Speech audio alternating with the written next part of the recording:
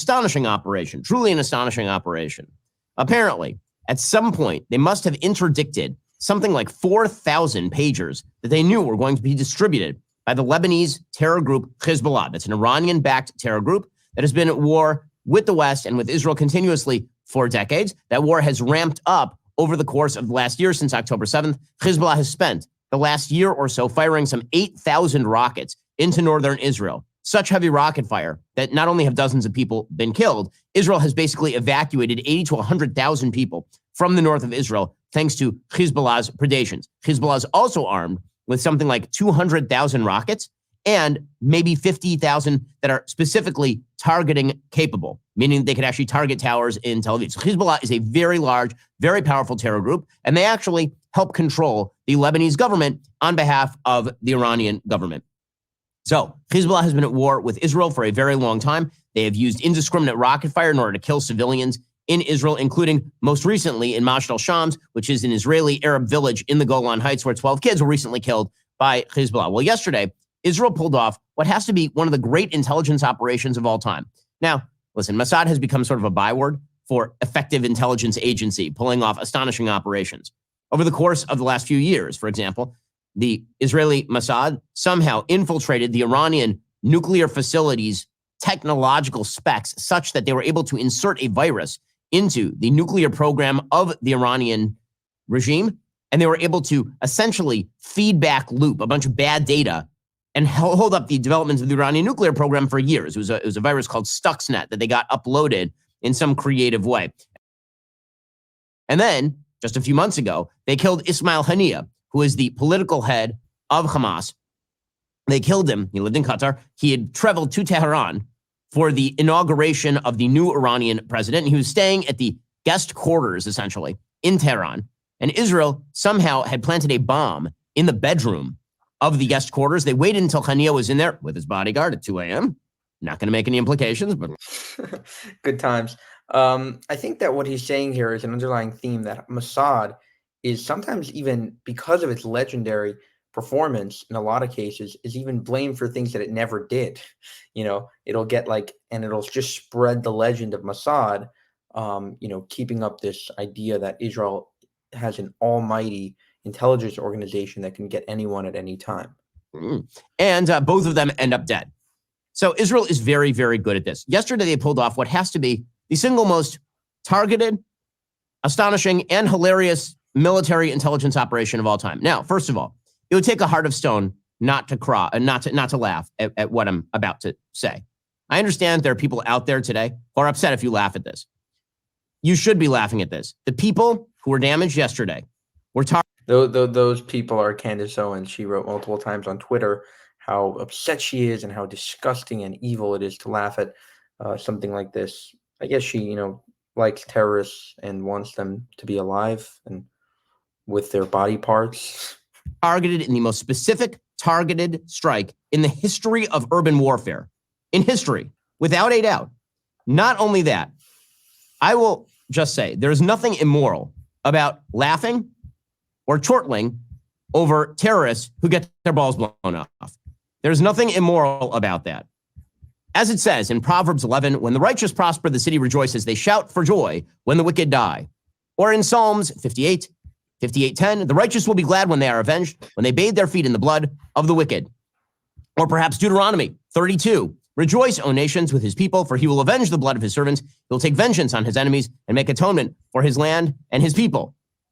And if you happen to be a devotee of the New Testament, Revelations 18 suggests rejoice over her. This is the fall of Babylon, O heaven, and you saints and apostles and prophets, for God has pronounced judgment against her on your behalf. Beyond that, there is something politically useful in laughing at terrorists, because the reality is what they deeply desire is fear and respect, and nothing undermines fear and respect more than laughter. Well, this incident deserves not only laughter, it deserves celebration in the West, because it turns out that when a Western power, which Israel certainly is, blows the balls off something like 2,800 terrorists in a simultaneous pager attack, that's funny. It's funny, and it's effective, and it's targeted. You're seeing people out today, the Edward Snowdens of the world, who effectively is a Russian agent and always has been, suggesting that this is a danger to the world, what Israel did. No, it most assuredly is not. It is the most targeted military operation in history. You don't have to worry that your iPhone is going to blow up in your pocket because, number one, you don't work for Hezbollah. And number two, your iPhone does not have the components necessary to blow up in your pocket. That's not how this operation was carried out. When you see tool bags like the editor of Current Affairs tweeting, Israel had absolutely no idea who would be standing nearby when these beepers exploded. No, they had a pretty good idea because the beepers are on the bodies of the terrorists. It turns out you don't get a beeper in the year 2024 unless you are a Hezbollah terrorist in Lebanon. How many beepers have you seen recently? I understand that there might be some retro folks who are still using beepers from 1998. Let's just say this is not a device in general use. And the reason that all of these Hezbollah terrorists were carrying around beepers is because back in February, Israel had so thoroughly hacked Hezbollah's communications networks via things like iPhones that Hezbollah's terror chief, Hassan Nasrallah, he had actually told his people to stop using modern devices and go back to a beeper system. This is one of the things that terrorists in Hamas and Hezbollah do. These mass rapists and murderers, one of the things that they do is they go low-tech in order to avoid high-tech surveillance. And there were a lot of people on Twitter saying that they should use like cups and different memes that were going around making fun of the fact that they're trying to escape the high tech and then end up getting their balls blown off for it. There was only one problem, which is that Mossad is really, really good at what they do. So here is what happened. According to the Wall Street Journal, pagers carried by thousands of Hezbollah operatives exploded at about the same time Tuesday afternoon. In what appeared to be an unprecedented attack, authorities had injured almost 2,800 people and killed 9 across Lebanon. Many of the affected pagers were from a new shipment the group received in recent days, people familiar with the matter said. This video is before the second attack. I think he does get to it at the end of the clip. Hezbollah officials said many fighters had such devices, adding some people felt the pagers heat up and disposed of them before they burst. Hezbollah said a number of the pagers carried by its members exploded simultaneously at 3:30 p.m. local time. It couldn't immediately be determined what caused the blast, which were spread out across the country in several areas where Hezbollah has a heavy presence. Now, again, normies don't carry beepers. The reason these people were carrying beepers is because they were handed them by the Hezbollah higher-ups. At some point in the supply chain, Israel must have interdicted ordering the production process. Interdicted these particular beepers, knowing that they were going to be handed out to the Hezbollah fighters. This must have been done months, if not a year in advance. Yeah, and a lot of people say that it was like electromagnetic, they didn't even touch the beepers, but it's definitely not possible. So don't worry. As long as you don't have a Hezbollah beeper delivered to your door, you're probably fine. And put some sort of small explosive, like just a couple of grams of explosive, plus some material near the battery, such that when the battery was prompted by code to heat up, it exploded the small amount of explosive that was in the pager. Now, the reason that I suggest that many balls were blown off here, and that there will be many unsatisfied 72 virgins in heaven, apparently, is because, of course, men tend to wear their beepers near that area. If you got your beeper in your pocket, yeah, that would be the issue. Hezbollah and the Lebanese government blamed Israel for the attack. Both said civilians were killed. Okay, well, in any military operation in an urban area, civilians will be killed. If the terrorists wounded and killed to civilians wounded and killed ratio is on the order of, say, 500 to 1, that would make this the most successful targeted operation in the history of urban warfare. By far, it's not even close. If Israel had sent precise snipers into Lebanon to kill Hezbollah terrorists at this scale, many more civilians would have died than in this particular operation, just from the ricochets alone. It turns out warfare is really ugly and really bad. If you could carry out a targeted operation where literally the only people carrying the devices work for Hezbollah, and you blow up the devices, there is no more targeted operation that is possible. It is not even possible to target it anymore, which is why when you see people who are now expressing outrage at the operation, understand what they're outraged at is Israel defending itself. That's all.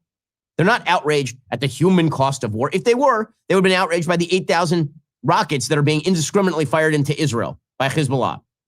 They'd be outraged by the fact that the Houthis are shooting missiles into the middle of Israel. You don't see any of that outrage. Hell, they'd be outraged about what's going on in the Congo. They're not. The reason they're upset is because Israel is good at what it does.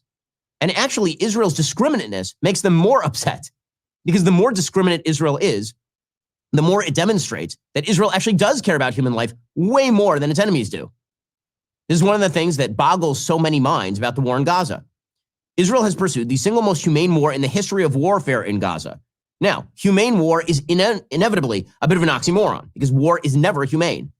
But if you are going to pursue a war, telling people in advance that you are about to come into an area, helping to evacuate those areas, providing food to the people who leave those areas, using precise targeted munitions on specific terrorists, such that the terrorist to civilian death ratio is 1.6 to 1. That is the most humane war it is possible to fight. Now, there's no such thing, again, as a fully humane war, because the most humane war is the one that doesn't get fought. But it turns out that when a terrorist group overruns a boundary and kills 1,200 people and takes 250 hostages and murders hostages in tunnels and continues to fire rockets and continues to flood the zone with military munitions, it turns out that that tends to provoke a war. So the actual answer to stopping this war would be to let Israel finish the war. It turns out, by the way, that the best way to achieve peace in the Middle East is through victory. This happens to be true in every military conflict. The best way to achieve peace is victory. This has always been true. Always. Folks, the best way to achieve peace in the Middle East is through victory. And it turns out that the best way to achieve economic prosperity. All right, I think he was going to go into an ad, and I don't need to hear that. For more, subscribe to the channel. Go to buymeacoffee.com/JewishUncensored to help us make more.